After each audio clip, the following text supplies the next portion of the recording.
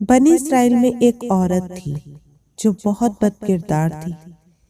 اللہ نے اس کو حسن و جمال خوب دیا تھا اور وہ بدکار بھی انتہا درجے کی تھی۔ پوری بستی کے ساتھ اس کے تعلقات تھے۔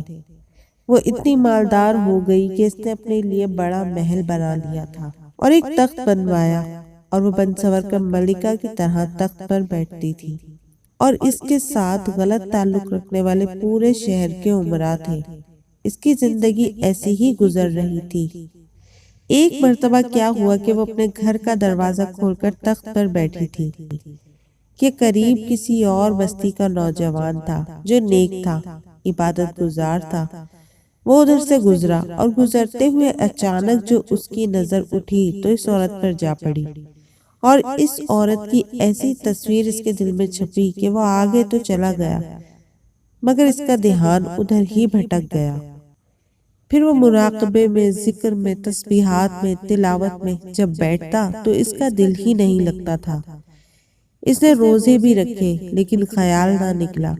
اس نے اپنے آپ کو تکلیف بھی پہنچائی، کئی دن اپنے آپ کو بھوکا پیاسا بھی رکھا مگر اس کے دل سے خیال نہ نکلا، حتیٰ کہ ایک دن اس نے سوچا کہ جب اس خیال سے میری جان چھوٹتی ہی نہیں تو میں جاتا ہوں۔ چنانچہ اس کے پاس جو تھوڑا بہت سامان تھا وہ اس نے بیچا، اور اس نے اتنے پیسے تیار کیے جتنے سے وہ بدکار عورت اپنے پاس آنے کی اجازت دیتی تھی۔ وہ اس عورت کے پاس آیا اور اس کو پیسے دے کر اس کے پاس چارپائی پر بیٹھ گیا، بات چیت کرنے لگا۔ اچانک بات چیت کے دوران اس کے دل میں خیال آیا کہ میں نے نیکوکاری کے اتنے سال گزارے ہیں، آج میرے اللہ مجھے اس غیر محرم کے ساتھ بیٹھے ہوئے بھی دیکھ رہے ہوں گے۔ بس یہ خیال دل میں آیا تو اللہ کا درد دل پر غالب آ گیا اور نوجوان نے کانپنا شروع کر دیا۔ عورت اس سے پوچھتی ہے کہ تم کانپ کیوں رہے ہو، تمہارا چہرہ کیوں پیلا ہو گیا ہے؟ تو اس نے کہا کہ بس میری طبیعت ٹھیک نہیں ہے۔ اس نے کہا کہ پھر تم جس مقصد کے لیے آئے ہو وہ مقصد پورا کرو اور جاؤ۔ اس نے کہا کہ نہیں۔ وہ بڑی حیران ہوئی کہ آج تک میں نے اپنی زندگی میں کوئی ایسا مرد نہیں دیکھا جو میرے قریب اس طرح چارپائی پر آ کر بیٹھے اور پھر برائی کیے بغیر چلا جائے، اور یہ نوجوان کیسا ہے؟ مگر نوجوان نے کہا کہ اچھا میں جاتا ہوں۔ اس نے کہا کہ تم کون ہو، کیا ہو؟ اس نے بتایا کہ میں اس نام کا بندہ ہوں اور فلانی بستی کا ہوں، اور میرے دل میں یہ خیال آ رہا ہے کہ میں نے اتنی عمر مصلے پر بیٹھ کر گزار دی، آج میرا اللہ مجھے تیرے ساتھ بیٹھے ہوئے بھی دیکھ رہا ہے۔ بس اس کے بعد اس نوجوان کی آنکھوں میں سے آنسو آ گئے اور وہ چل پڑا۔ اب وہ چلا تو اس عورت کو جو تھوڑی دیر کی صحبت ہو گئی اس کی برکت اس کو مل گئی۔ چنانچہ عورت کے دل میں یہ خیال آیا کہ یہ کنوارا نوجوان اتنا اللہ سے ڈرتا ہے جبکہ اس نے گناہ بھی نہیں کیا، اور میں تو سارا دن اور ساری رات گناہوں کا مرتکب ہونے والی ہوں، میں تو خدا سے ڈرتی ہی نہیں۔ اس کے دل میں شرمندگی پیدا ہوئی، ندامت ہونے لگی کہ کروں تو کیا کروں۔ دل میں خیال آیا کہ اچھا چلتی ہوں اور حضرت موسیٰ سے پوچھتی ہوں کہ کیا میرے لیے بھی توبہ کی کوئی صورت بنتی ہے۔ وہ اپنے گھر سے نکل کھڑی ہوئی۔ اب اس کو بستی کا ایک ایک بندہ پہچانتا تھا، وہ ایسی نامی گرامی چیز تھی۔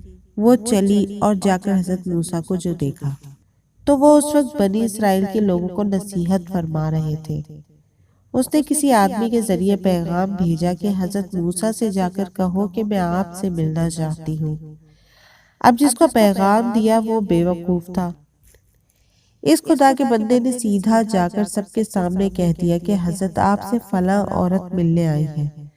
حضرت موسیٰ نے نام سنا تو آپ کو بہت جلال آیا کہ لوگ کیا سوچتے ہوں گے کہ ایسی عورت ان سے ملنے کے لیے آئی، ان کا کیا تعلق ہے اس سے۔ حضرت موسیٰ نے غصے میں کہہ دیا کہ اس سے کہو کہ چلی جائے، میں اس سے نہیں ملنا چاہتا۔ اس بے وقوف نے آ کر کہا کہ میں نے بات کہی تو حضرت موسیٰ بڑے ناراض ہوئے، اور وہ تو بڑے خفا ہوئے تم سے۔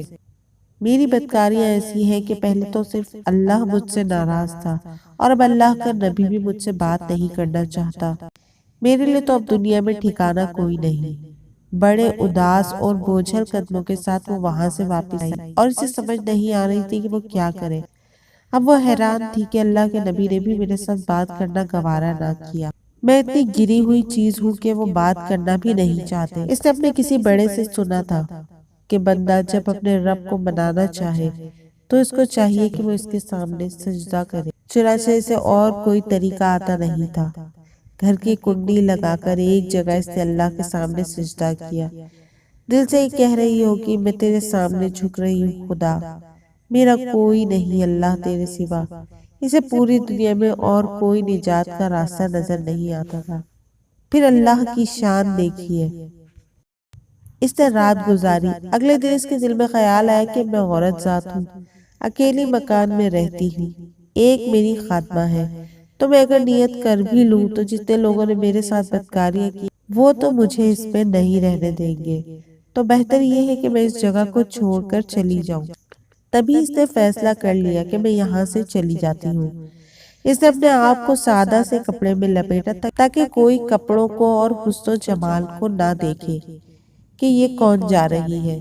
پھر اس نے سوچا عورت ذات ہوں، کہاں جاؤں؟ دل میں خیال آیا کہ وہ جو نیک نوجوان تھا جس کے دل میں اللہ کا خوف تھا، کہ وہ اللہ کے ڈر سے کانپ رہا تھا، کیوں نہ میں اس نیک بندے کے پاس چلی جاؤں اور اس کی خادمہ بن کر رہ جاؤں، ممکن ہے کہ وہ مجھے نکاح میں ہی قبول کر لے۔ یہ اس بستی کی طرف چل پڑی، چنانچہ ڈھونڈتے ہوئے یہ اس بستی میں اس کے گھر پہنچی اور گھر والوں سے کہا کہ میں فلاں بندے سے ملنے کے لیے آئی ہوں۔ تو انہوں نے کہا کہ اس کا ذکر عبادت کا معمول ہے اور وہ کمرے سے اتنے بجے نکلتا ہے، تم انتظار کر لو۔ چنانچہ اس نے کہا کہ بہت اچھا، یہ انتظار میں بیٹھ گئی۔ جب انتظار کرنے بیٹھی ہوئی تھی تو اچانک اس نوجوان نے دروازہ کھولا اور اس کی نظر اس عورت پر پڑی۔ جب نوجوان نے عورت کا چہرہ دیکھا تو اس کو اپنا وہ وقت یاد آ گیا کہ وہ کون سا وقت تھا کہ میں اپنے مسئلے کو چھوڑ کر بلاخر اس کی چارپائی پر جا بیٹھا تھا۔ تو اس نوجوان کے دل پر خوف طاری ہو گیا کہ کہیں یہ میرا ایمان خراب کرنے تو یہاں نہیں آ گئی، میں نے تو اتنی مشکل سے اس کا تصور ذہن سے نکالا تھا۔ تو نوجوان پر اتنا خوف طاری ہوا کہ وہ وہیں پر گرا اور اس کی جان ہی چلی گئی۔ اب اس کی وفات پر گھر والے بھی رنجیدہ تھے اور اس عورت کو بھی بڑا ہی غم تھا۔ خیر 3 دن کے بعد اس عورت نے اس کے گھر والوں کو بتایا کہ میں تو اس نیت سے آئی تھی۔ انہوں نے کہا کہ اب وہ تو اس دنیا سے چلا گیا، اس کا ایک بھائی ہے، اگر تم مناسب سمجھو تو ہم اس سے پوچھ لیتے ہیں، اگر وہ تمہارے ساتھ نکاح کر لے تو تم اس کے ساتھ نکاح کر لو۔ اس نے کہا ٹھیک ہے۔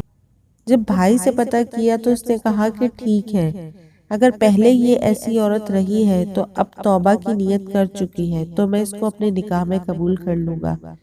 چنانچہ اس عورت کا اس کے بھائی کے ساتھ نکاح ہوا اور اس عورت کو اللہ تعالیٰ نے 7 بیٹے عطا فرمائے اور 7 بیٹے بنی اسرائیل کے اولیاء میں سے گزرے۔ ایسی بدکار عورت بھی اگر توبہ کرتی ہے تو اللہ تعالیٰ اسے 7 ولیوں کی ماں بنا دیتے ہیں۔ وہ مولا کتنا کریم ہے۔ تو دیکھا پیارے ویورز آپ نے کہ ہمارا رب کتنا شفیق اور مہربان، رحیم اور کریم ہے۔ وہ تو بس ایک اشارے کا انتظار کرتا ہے، وہ تو بس بہانے کی تلاش میں ہوتا ہے کہ ہم کب اپنے رب سے توبہ کریں اور وہ ہمیں بخش دے۔